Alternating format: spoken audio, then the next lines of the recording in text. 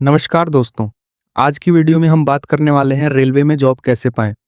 Railway में कौन कौन सी जॉब्स होती हैं, एलिजिबिलिटी क्या होती है, कौन सा एग्जाम देना पड़ता है, सैलरी कितनी मिलती है और प्रिपरेशन कैसे करें, सब कुछ स्टेप बाय स्टेप डिटेल में।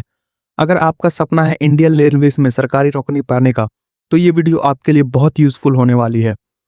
वीडियो को लास्ट तक जरूर देखिए, क्योंकि लास्ट में मैं बेस्ट प्रिपरेशन स्ट्रेटेजी भी बताऊंगा जो सिलेक्शन के चांसेस बहुत ज़्यादा बढ़ा देती है। सबसे पहले समझ लेते हैं कि रेलवेज में जॉब कौन कंडक्ट करता है।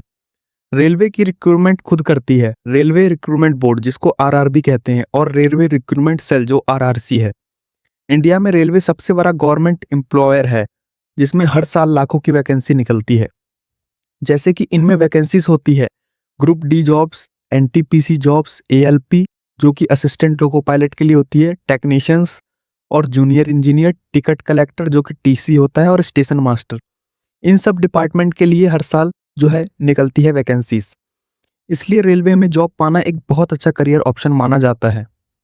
रेलवे में मेनली 4 टाइप्स के जॉब होते हैं। ग्रुप डी जॉब्स, ये सबसे पॉपुलर एंट्री लेवल जॉब होती है।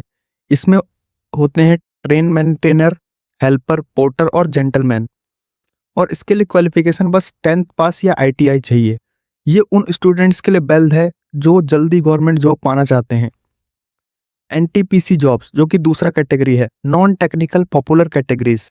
इसमें आते हैं clerk, ticket collector, goods guards और स्टेशन मास्टर। एनटीपीसी में ये सारे ऑप्शंस होते हैं। इसके लिए क्वालिफिकेशन आपकी 12th पास या ग्रेजुएट होनी चाहिए। एनटीपीसी में प्रमोशन के चांसेस भी बहुत ज़्यादा होते हैं। फिर तीसरा आता है एएलपी या टेक्नीशियन जॉब। एएलपी का मतलब होता है असिस्टेंट लोको पायलट, जो ट्रेन ड्राइवर को असिस्ट करता है। इसके लिए क्वालिफिकेशंस आईटीआई या डिप्लोमा रिक्वायर्ड होती है। ये टेक्निकल फील्ड में इंटरेस्ट रखने वालों के लिए बहुत बेस्ट ऑप्शन है।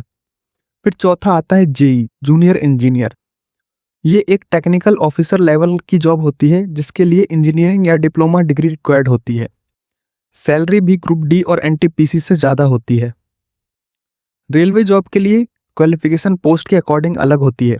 जैसे ग्रुप डी के लिए 10th पास, एनटीपीसी क्लर्क के लिए 12th पास, स्टेशन मास्टर के लिए ग्रेजुएट, एएलपी और टेक्नीशियन के लिए आईटीआई और डिप्लोमा, और जूनियर इंजीनियर के लिए डिप्लोमा या डिग्री इन इंजीनियरिंग।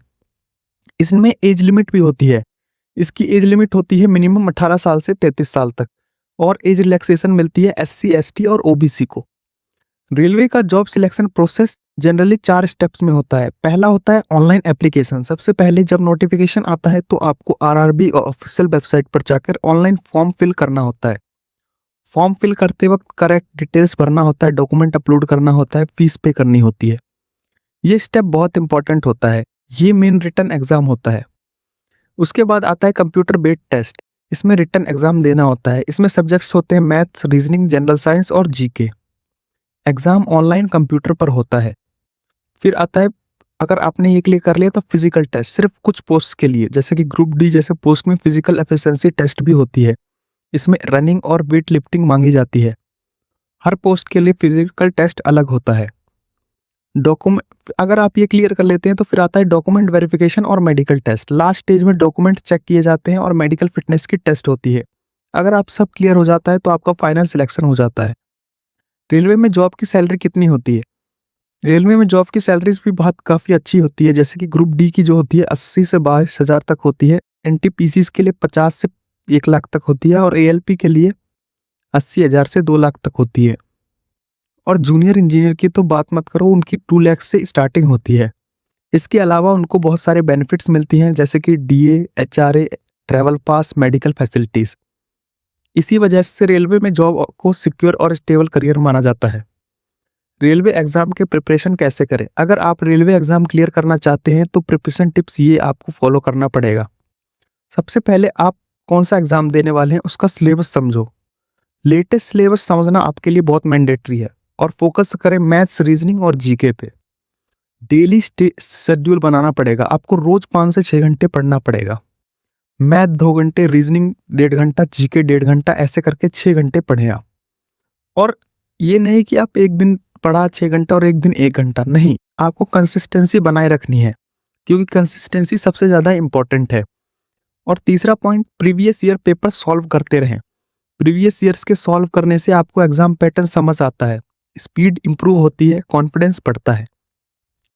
ये सिलेक्शन में काफ़ी चांसेस बढ़ा देता है।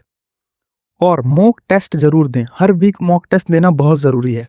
इससे टाइम मैनेजमेंट इंप्रूव होता है, वीकली टॉपिक्स आइडेंटिफाई होते हैं। रेलवे जॉब के कुछ मेजर बेनिफिट्स भी होते हैं। अगर आपकी ये लग गई तो ये परमानेंट गवर्नमेंट जॉब है। इसमें अच्छी सैलरी मिलती है, जॉब की सिक्योरिटी होती है और पेंशन बेनिफिट्स होते हैं और फ्री डिस्काउंट रेलवे ट्रैवल होता है। इसलिए लाखों स्टूडेंट्स रेलवे में जॉब की प्रिपरेशन करते हैं। तो दोस्तों, अब आप समझ गए होंगे कि रेलवे में जॉब कैसे पाएं स्टेप बाय स्टेप। और अगर आप रेलवे में जॉब पाना चाहते हैं तो आज से ही प्रिपरेशन स्टार्ट करिए और कंसिस्टेंट रहना सबसे ज़्यादा ज़रूरी है। अगर आप चाहते हैं कि मैं इसी टॉपिक के नेक्स्ट वीडियो ग्रुप डी के बारे में बताऊं या फिर एनटीपीसी के बारे में बताऊं, तो डिटेल में मैं भी बना सकता हूं। और अगर आपको चाहिए तो कमेंट में ज़रूर बता दें। धन्यवाद दोस्तों, मिलते हैं किसी नेक्स्ट वीडियो में।